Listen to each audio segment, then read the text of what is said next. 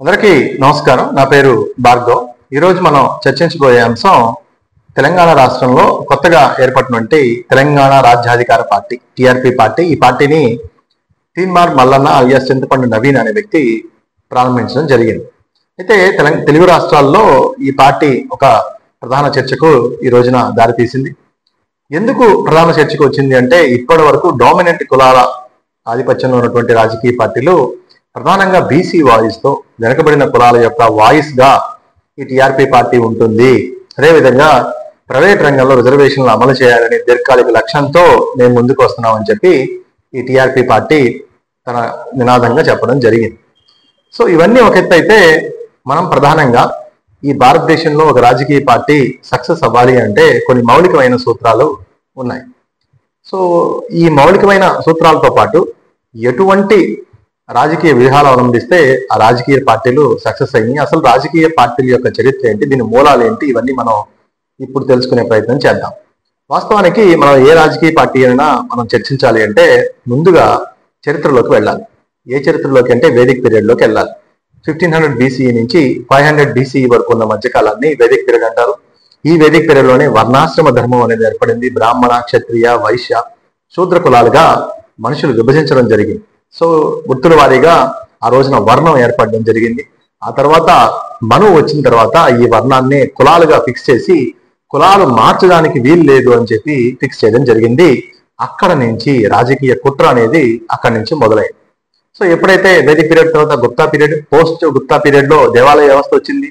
So దేవాలయ వ్యవస్థ వచ్చినప్పుడు బ్రాహ్మణులు తమ పూజ వైదిక క్రతువులతో పాటు ఏవైతే అప్పటికే పాలకులుగా ఉన్నటువంటి క్షత్రియుల దగ్గర నుంచి కొంత భూమిని పొందడం వలన వారి పూజలతో పాటు వారి జీవన విధానంలో ఎప్పుడైతే ఆర్థికంగా జరిగిందో బ్రాహ్మణ వ్యవస్థ చాలా బలపడింది. ఎప్పుడైనా సరే భూమి ఆనాది ఆర్థిక ప్రధానమైన వనరు భూమి కాబట్టి ఎప్పుడైతే ఒక వ్యవస్థకి బలమైన భూమి ఆర్థిక వనరుగా జరుగుతుందో ఆ వ్యవస్థ బలపడిపోయింది. ఎందుకంటే రాజులు రాచరికం చేశారంటే ప్రధానమైన కారణం భూమి మీద పట్టు.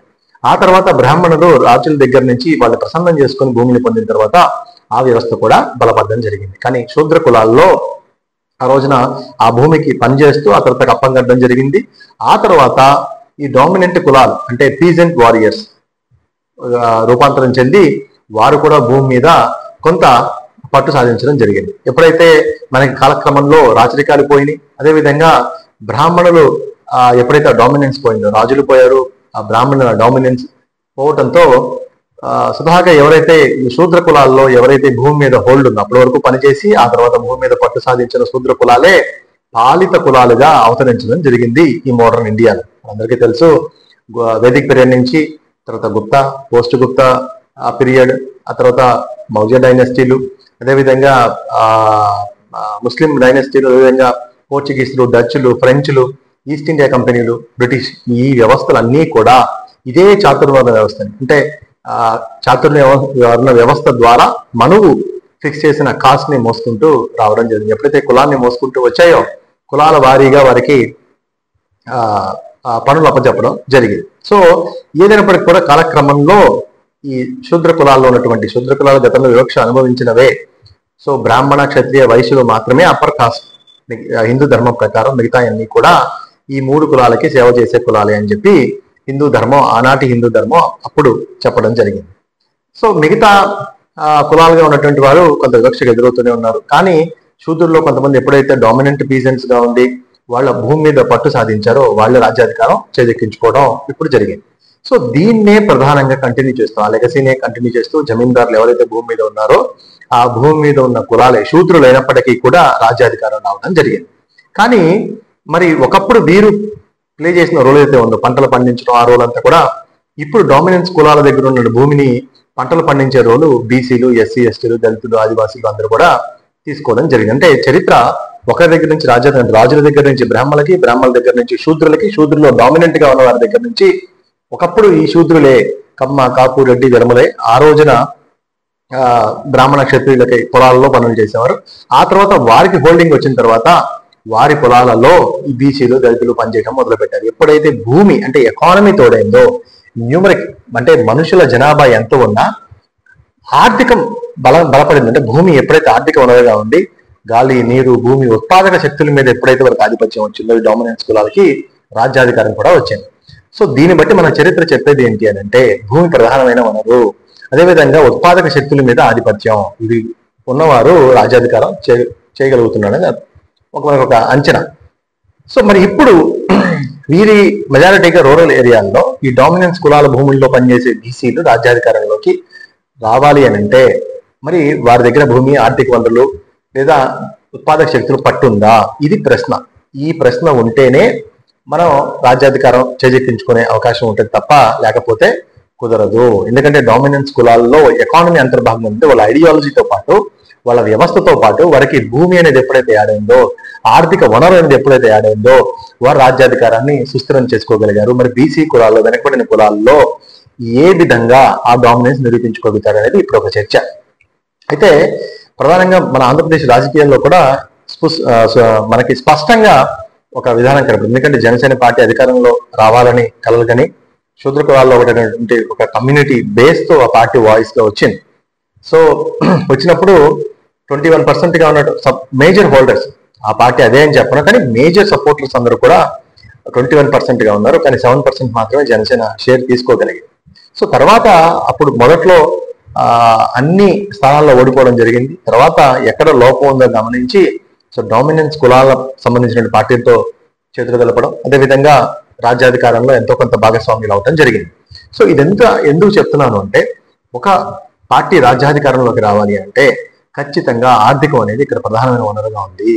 ఎవరైతే ఆర్థికంగా బలవంతులుగా ఉంటారో వారు మాత్రమే న్యూమరికల్ అంటే మనుషుల జనాభా ఎంత ఉన్నా ఆర్థికం అనేది 60% పనిచేస్తూ ఉంది.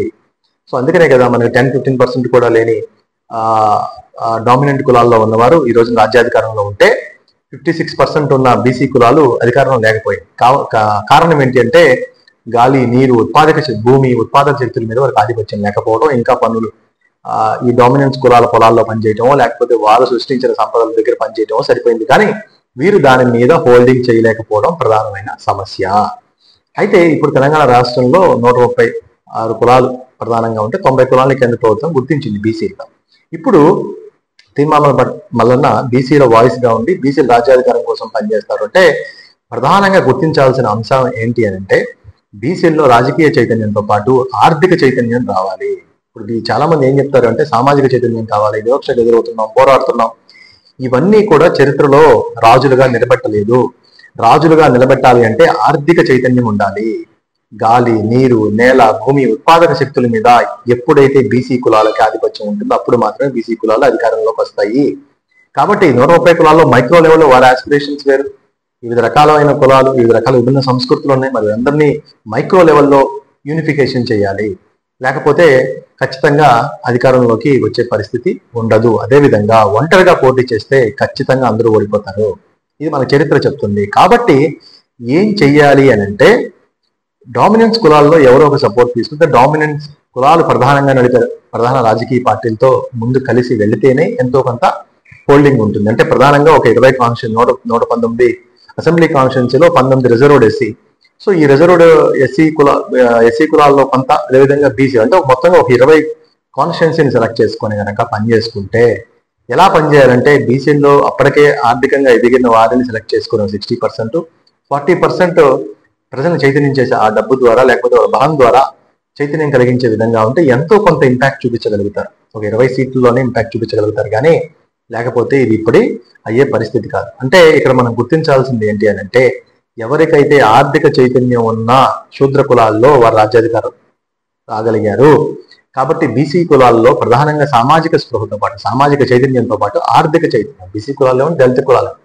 అందుకని మీరు చూడండి యూపీలో యూపీలో అధికారంలోకి వచ్చినప్పుడు ఆవిడ ప్రధానమైన ఇదేంటి అని అంటే అక్కడ 21% సాలిడ్ గా ఎస్సీ ఓట్ బ్యాంక్ ఉంది. దాంట్లో చమర్ ఇంచుమించు 13% చమర్ ఆవిడ కులానికి చెందిందే ఉంది. ఆవిడేం చేసిందంటే దాంతోపాటు బ్రాహ్మణులకి 10% గా ఉన్న కులం ఉన్న బ్రాహ్మణుల్ని తన చెప్పు చేతల్లో ఉంచుకోవడం కోసం బిఎస్పీ పార్టీకి ఉన్న ఏనుగు గుర్తుని ఆమె ఏం చెప్పిందంటే ఓ హాతీ నయ్యే ఓ గణేష్ అయ్యండి అంటే ఏనుగు కాదు ఆయన గణేష్ అని బ్రాహ్మణ కులాలని అటువైపు తిప్పింది. అక్కడ 40% గా ఉన్న బీసీ కులాల్లో కొంత ముస్లింలు, యాదవులు, ఓసీలో 10%, ఈ 21% సాలిడ్ గా పట్టడం వలన అక్కడ బిఎస్పీ చరిత్ర సృష్టించింది. దళిత పార్టీ అధికారంలోకి రాగలిగింది. ఇదే విధంగా తెలంగాణలో కూడా అధికారంలోకి రావాలి అని అంటే ప్రధానంగా ఆర్థిక బలవంతుల్ని, అదేవిధంగా ఆర్థికంగా చైతన్యం బీసీ కులాలను చేయటం, ఆర్థికంగా వాళ్ళకి ఏంటంటే ప్రోత్సాహకాలు ఇవ్వటం, లేదా వారిని ఆర్థిక చైతన్యవంతులుగా చేసేటువంటి అవకాశాలని, బిజినెస్ అవకాశాలను వాళ్ళు కల్పించడం, వాళ్ళని నిలబెట్టడం, ఈ 130 కులాల్లో ప్రధానమైన కులాల్ని సెలెక్ట్ చేసుకుని కనుక వాళ్ళు చేయగలిగితే ఎంతో కొంత ఇంపాక్ట్ రానున్న 15 ఏళ్లలో వాళ్ళు చూడొచ్చు కన్సిస్టెంట్ గా నిలబడితే. లేకపోతే ఇది ఓవర్ ది పీరియడ్ లో ఒక 5 ఏళ్ళలో 10 ఏళ్ళకు అసలు మేము డామినెన్స్ కులాల సపోర్ట్ లేకుండానే మేము గెలిచేస్తాం, డామినెంట్ సపోర్ట్ కులాలు అసలు ఏమీ లేకుండానే మేము రాజ్యాధికారంలోకి వస్తామంటే ఇది అయ్యే పని కాదు. ఇది ఆంధ్రప్రదేశ్ లో రుజువైంది. కాబట్టి ఆంధ్రప్రదేశ్ లో జనసేన పార్టీ తీసుకున్న నిర్ణయం ఏదైతే ఉందో వాళ్ళతో పాటు ఏదో ఒక డామినెంట్ కులంతో ఉన్నటువంటి పార్టీతో అఫిలియేట్ అయ్యి వెళ్ళటం వలన ఇక్కడ ఎంతో కొంత ఇంపాక్ట్ చూపించగలుగుతుంది. అంటే ఇది చరిత్ర. ఈ చరిత్ర గతంలో కూడా ఇదే జరిగింది. ఎందుకంటే వేదిక పీరియడ్ నుంచి కూడా క్షత్రియులు భూమిని బ్రాహ్మణులకు దానం చేస్తే బ్రాహ్మణులు స్ట్రాంగ్ అయ్యారు. సో ఆ తర్వాత మిగతా వర్ణ వ్యవస్థలో మిగతా వాళ్ళందరూ కూడా ఎంతో కొంత భూమి మీద ఆధిపత్యం తెచ్చుకున్న వాళ్ళు, భూమి నుంచి మార్పు చెంది యంత్రాలు ఉపయోగించి పరిశ్రమలు స్థాపించిన వాళ్ళు, పరిశ్రమల ద్వారా ఉత్పత్తుల్ని మార్కెటింగ్ చేసిన వాళ్ళు చాలా లబ్ధి పొందారు. కాబట్టి శూద్రులు అప్పుడు వివక్షకు గురైన వారు ఈ విధంగా భూమి మీద పట్టు సంపాదించి భూమి ద్వారా పరిశ్రమలు పెట్టి పరిశ్రమల నుంచి ఎంటర్ప్రెన్యూర్ గా ఈ ఆఫ్టర్ 90th గ్లోబలైజేషన్ పీరియడ్ లో ఇంకా బాగా ఎదిగి ఈ రోజున ఐటీ కంపెనీలు పెట్టి ఈ రోజున ఎదగడం జరిగింది. In the same way BC కులాల్లో, దళిత కులాల్లో ప్రధానమైన మార్పు ఆర్థిక చైతన్యం, ఆర్థిక స్వావలంబన రావాలి, భూమి మీద పట్టుండాలి, ఉత్పాదక శక్తుల మీద వారికి పట్టుండాలి. అప్పుడు మాత్రమే ఈ వ్యవస్థ మారుతుంది తప్ప ఓవర్ నైట్ లో ఒక పార్టీ పెట్టి సామాజిక చైతన్యంతో మేము ఓట్లు వేయమంటే ఎందుకంటే నీ 80% బీసీలు, దళితులు డామినెంట్ కులాలుగా ఉన్నటువంటి వాళ్ళ పొలాల్లో పనిచేస్తూ, వారి ఫ్యాక్టరీలో పనిచేస్తూ, వారు నిర్ణయించిన పార్టీలు కాకుండా వేరే పార్టీలకు వేస్తారంటే మనం నమ్మలేము. కాబట్టి మూలాలను మనం డిస్కస్ చేసుకొని మాత్రమే ఈ పార్టీలు నిలబడతాయి అనేది సత్యం. కాబట్టి సామాజిక చైతన్యం కంటే ఇప్పుడు ప్రధానమైంది సామాజిక చైతన్యంతో పాటు ఆర్థిక చైతన్యం కూడా అవసరం. అప్పుడు మాత్రమే బీసీలు కానీ, దళితులు కానీ, కొత్త పార్టీలు కానీ ముందు సస్టైన్ అవుతాయి. సో దీంట్లో భాగంగా వీళ్ళు ప్రధానంగా ఏదో ఒక డామినెంట్ పార్టీలతోనో, రాజకీయ పార్టీతోనో ఏదో ఒక ముందు స్ట్రాటజీగా వేస్తే కొంత ఉనికి చేసుకోగలుగుతారు, లేకపోతే కష్టం. ఇది ఈ రోజు టాపిక్. మరొక మంచి టాపిక్ తో మళ్ళీ కలుసుకుందాం. అంతవరకు సెలవు, నమస్కారం.